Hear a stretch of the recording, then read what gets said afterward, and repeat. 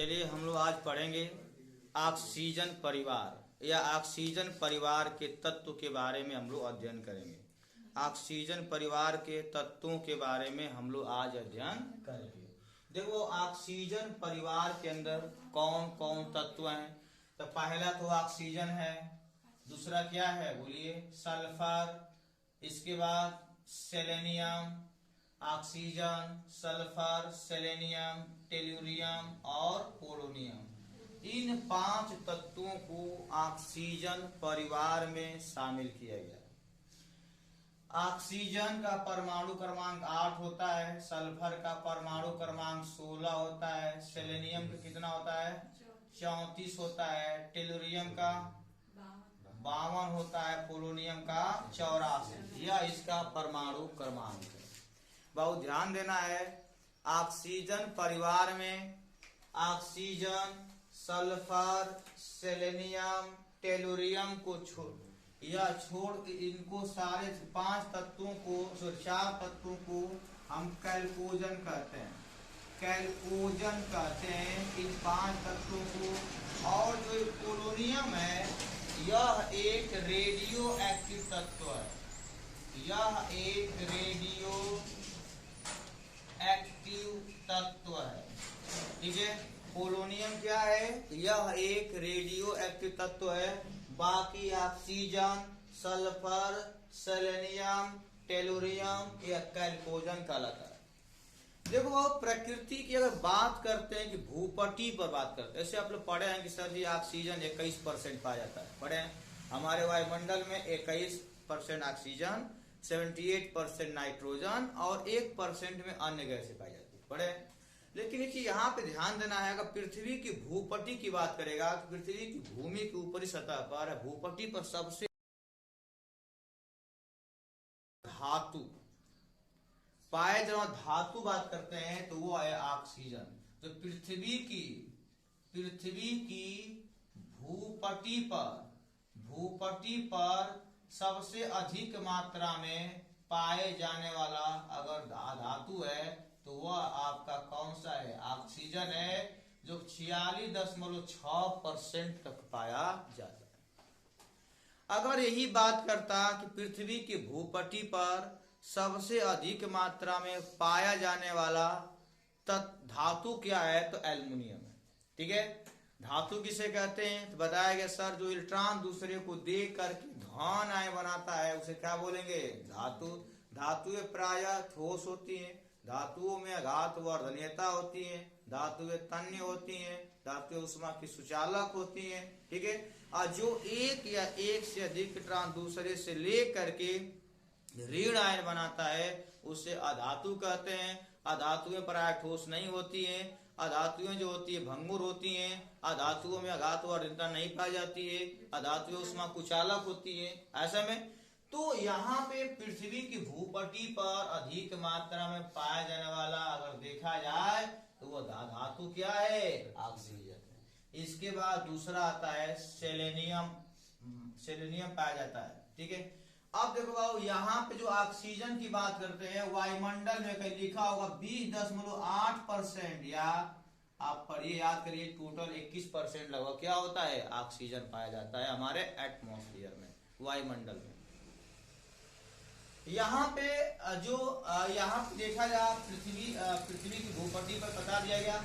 देखो बाबू यह इसकी आवर्त में क्या उपलब्धता है। ठीक है, यह पी वाला तत्व में ऑक्सीजन परिवार है।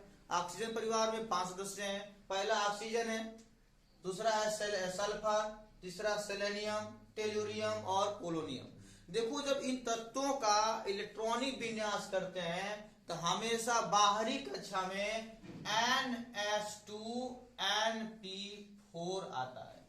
इसके बाहरी कक्षा का किसी भी तत्व का अगर इलेक्ट्रॉनिक विन्यास करेंगे उसके बाहरी कक्षा में n कक्षकों की संख्या है। n क्या है, कक्षकों की संख्या है या आवर्तों की संख्या। यह बताता आवर्त को ऊपर वाला वर्ग बताता है। ठीक है, अब यहाँ पे इनका हम इलेक्ट्रॉनिक विन्यास दिखाते हैं कि बाहरी कक्षा में किस तरह से इनका NH2NP4 है। देखो यह पी बला के तत्व भी कहलाएंगे, क्योंकि बाहरी कक्षा में आपका पी आ रहा है, पी बला का आ रहा है।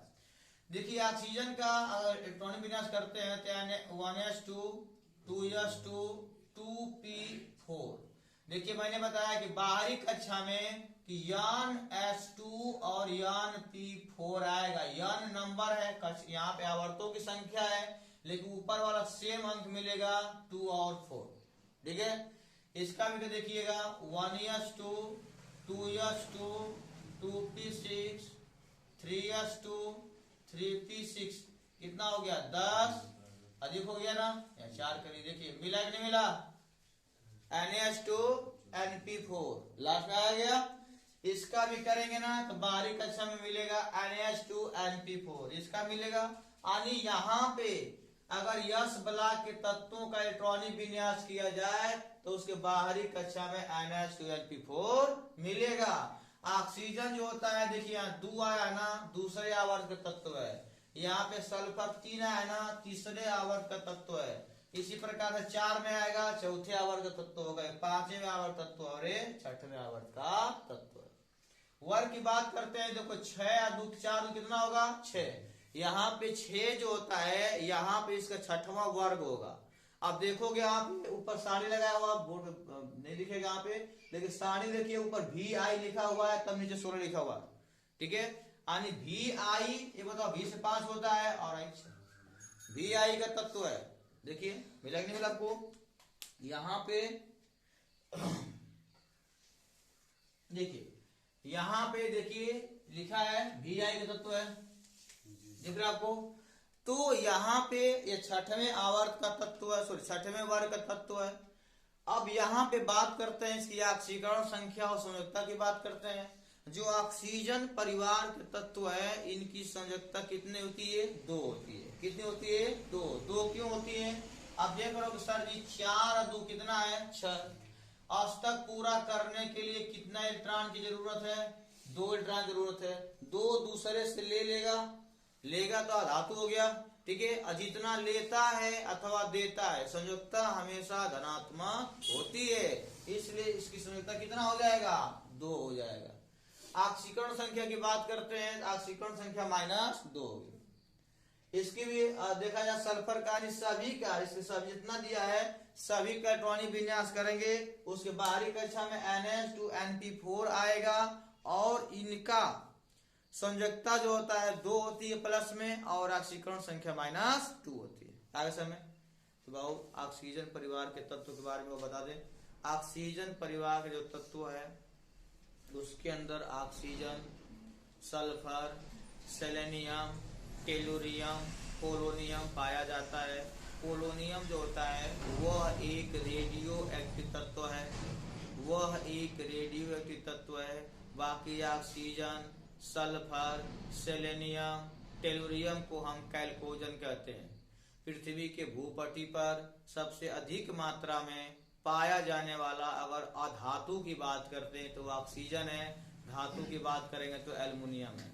लेकिन हमारे वायुमंडल में 20% जो है, या सॉरी 21% जो है, या 20.8% जो है हमारा ऑक्सीजन पाया जाता है। इन तत्वों के इलेक्ट्रॉनिक विन्यास करने पर इनके बाहरी कक्षा में Na2 Np4 आता है, यानी इनकी ऑक्सीकरण संख्या -2 होती है और संयोजकता क्या होती है +2 प्रदर्शित करता है। आगे समय ये रहा हमारा ऑक्सीजन परिवार, चलिए नोट करिए।